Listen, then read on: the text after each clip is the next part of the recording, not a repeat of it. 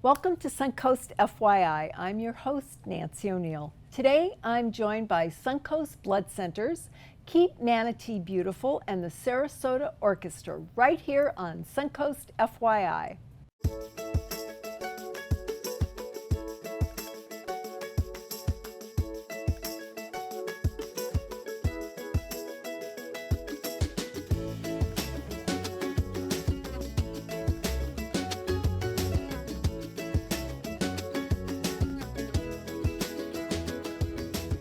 The SUNCOAST Blood Centers is an organization built on a 7-decade tradition of caring for the community.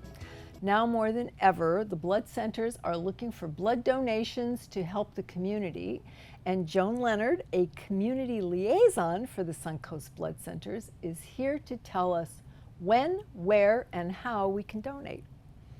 Welcome, Joan. Thanks, Nancy. Thank Thank you. you for having me. Of course, and 9 years you have been doing this, and thank you so much for all of your hard efforts. Volunteers, 90 of them, and counting at this moment, right?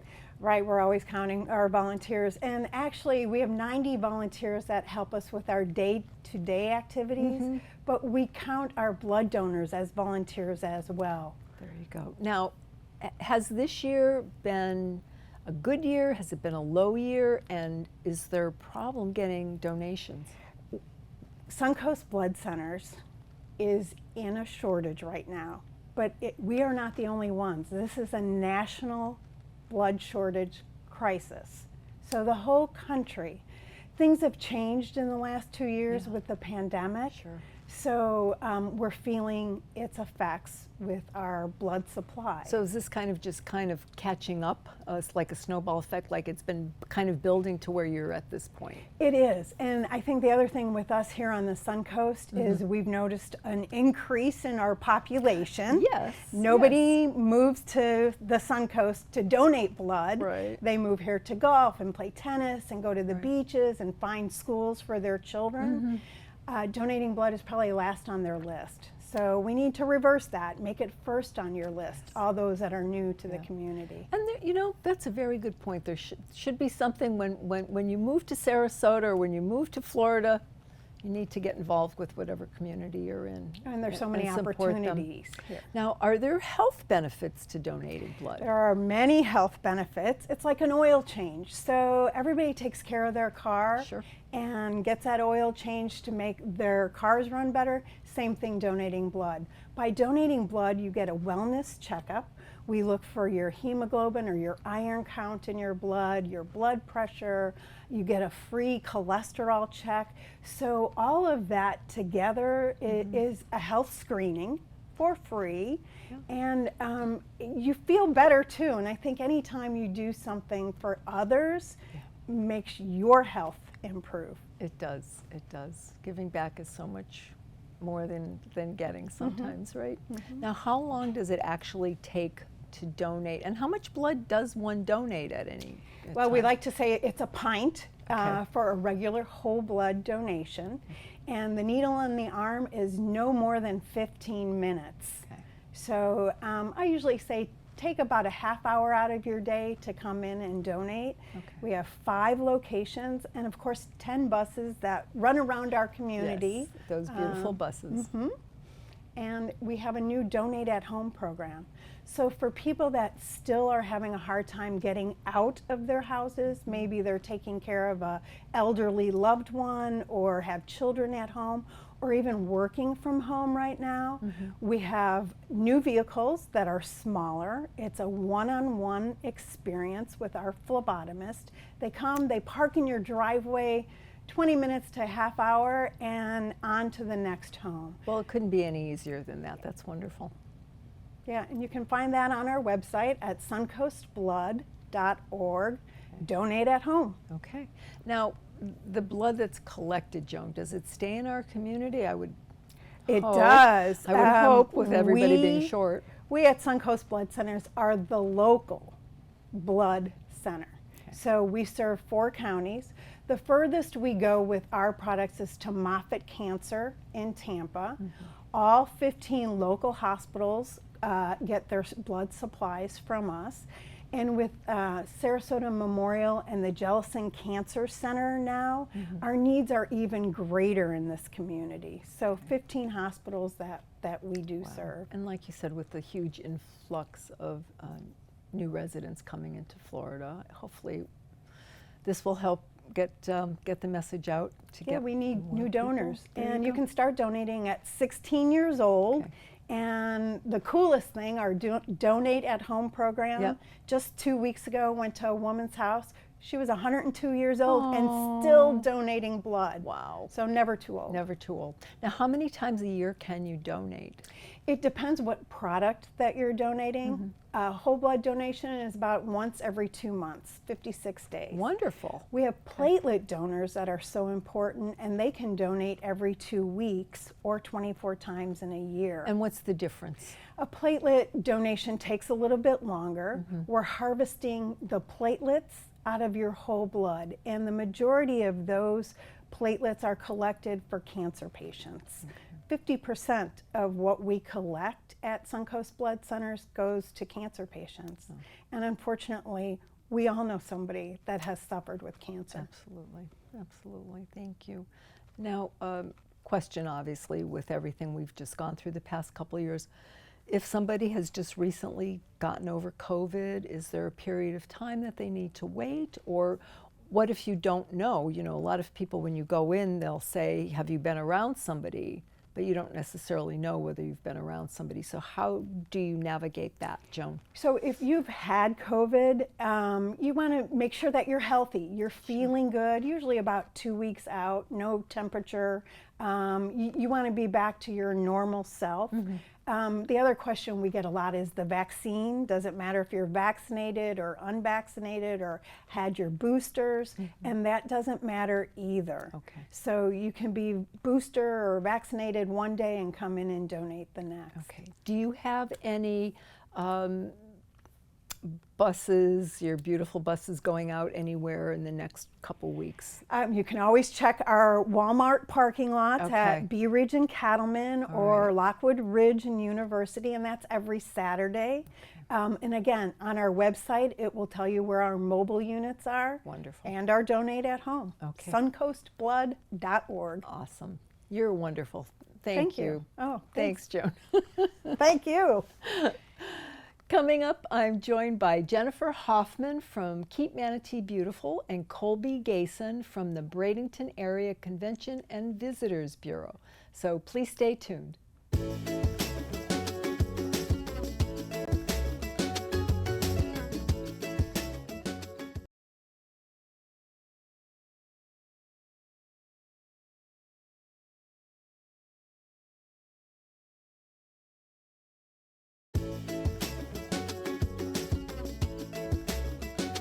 Keep Manatee Beautiful and the Bradenton Area Convention and Visitors Bureau have teamed up to host the Love It Like a Local Coastal Cleanup.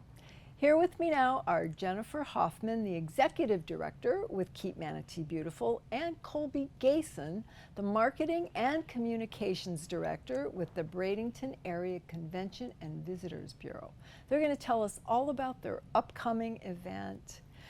Finally, we get to chat a bit. Thank you for having us. Yes, thank you Of so much, course, Nancy. Yes. Now, is this a new event, this coastal cleanup? Well, yes, new to our office, Okay. definitely not new to Jennifer. Okay. We really were seeking an opportunity to bring some initiatives like Love It Like a Local into our community, and we figured who better to partner for a beach cleanup than the experts themselves of Keep Manatee Beautiful. Oh, wow. So what's going to happen during this event? Okay. Other than the so obvious. October 15th, from 9 until noon, we will be doing a whole island, Anna Maria Island cleanup. Wow. We'll have buses that go around the island to drop our volunteers off at different locations, and everyone will continue to meet at Coquina Beach South parking lot where all the RV parking is. Okay. And from noon to 2, we're going to have a party with food and drinks and music and let everyone enjoy themselves. Oh, that's wonderful. That's wonderful. Boy, the whole Anna Maria Island. That's a huge undertaking. Now, what is Keep Manatee Beautiful?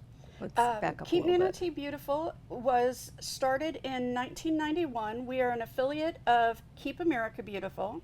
All of the signs you see for Adopt a Highway, Adopt a Shore, Yes. those are all us. Oh. We also put on the Arbor Days for the county and the Earth Day celebration for the county. So if it is environmental, we have a piece of that pie somewhere. Well, thank you, because we need We all the love it. help we can get, right? Now, how often do you do these cleanups? This is the first one that we are partnering together.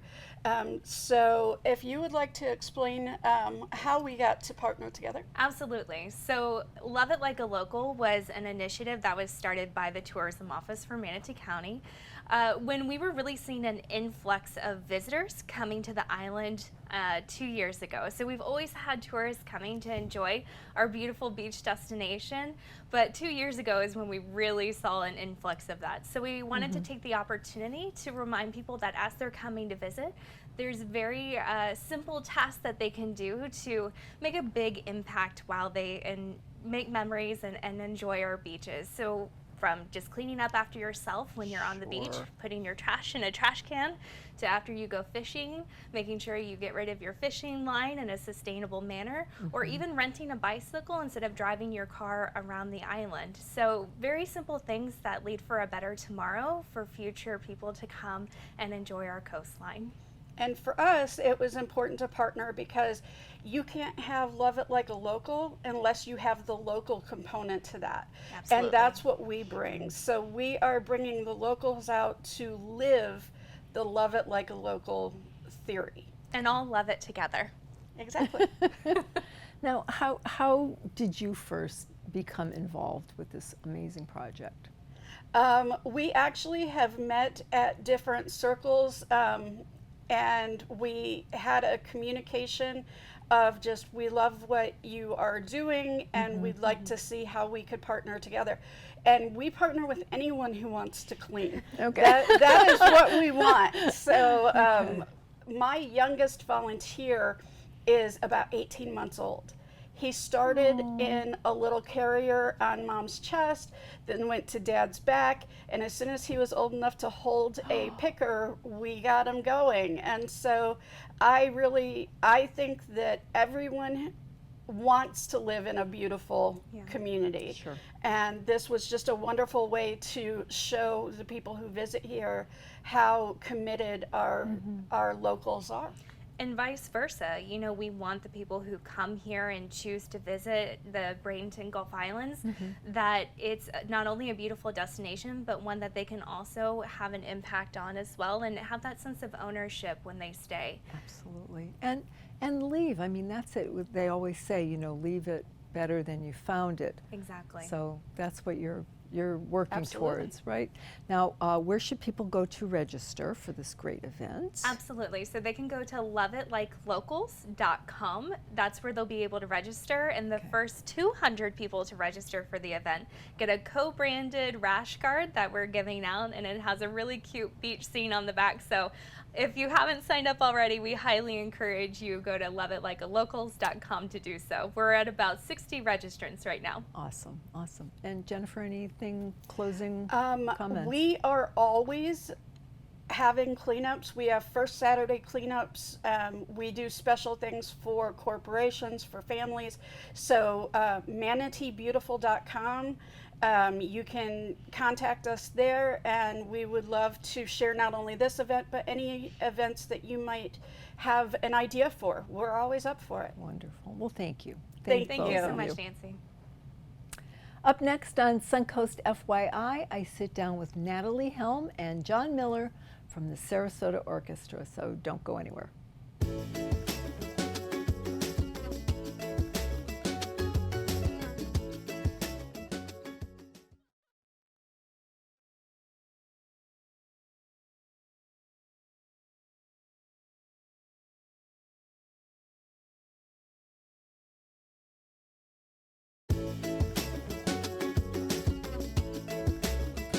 The Sarasota Sarasota Orchestra is a cultural landmark on the Suncoast. And here with me now are Natalie Helm, the principal cellist, and John Miller, the principal bassist, to discuss the upcoming 22-23 season.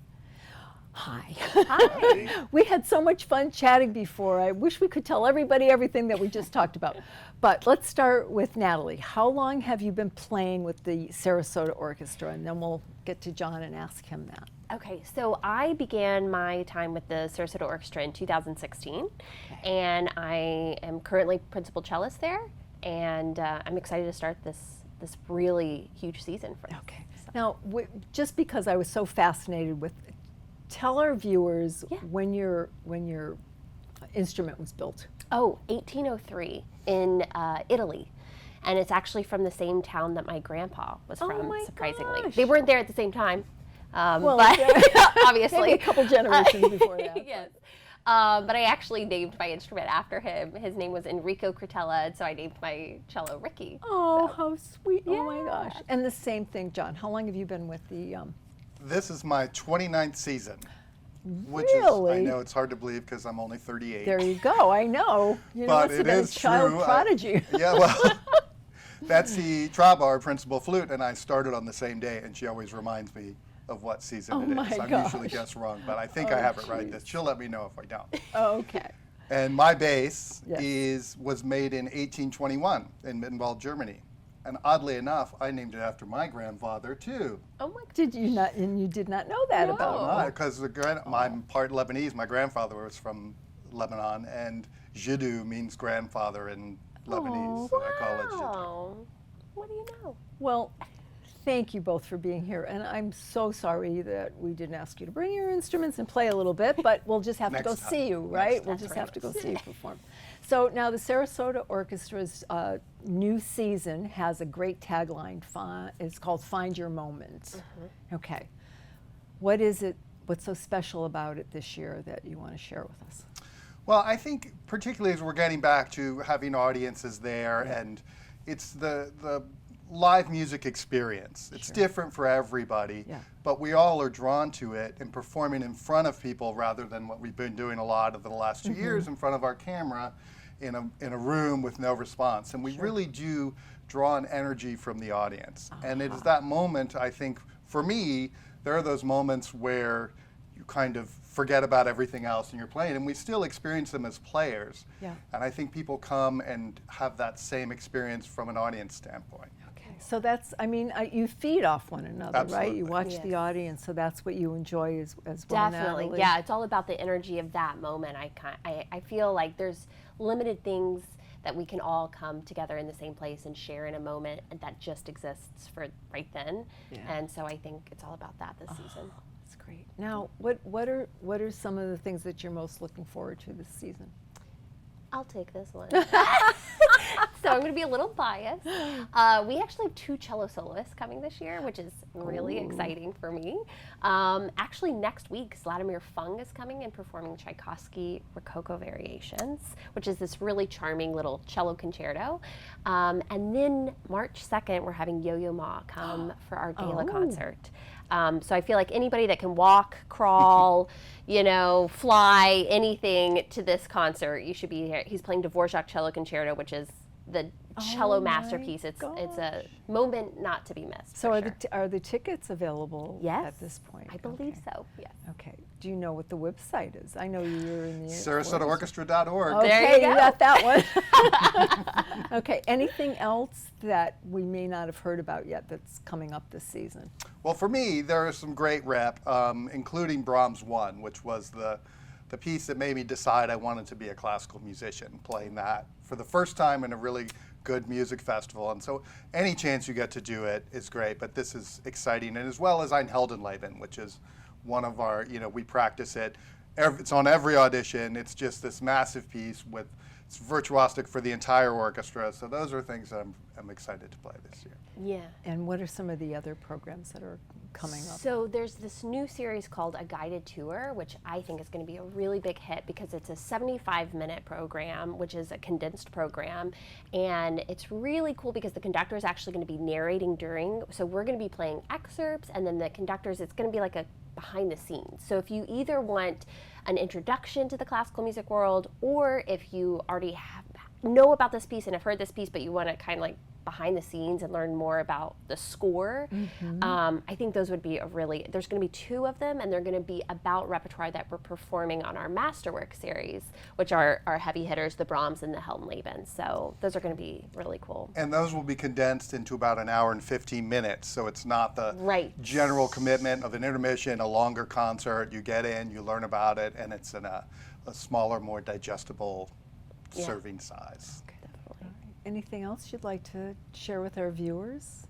Well, we close? We have our really exciting Great Escapes program coming up. Oh yeah, and my theme song, Jaws, is on it. It's movie music. Yeah, it's John Williams. The first song any bass player learns how to play is the theme from Jaws. That's so funny. Oh my gosh.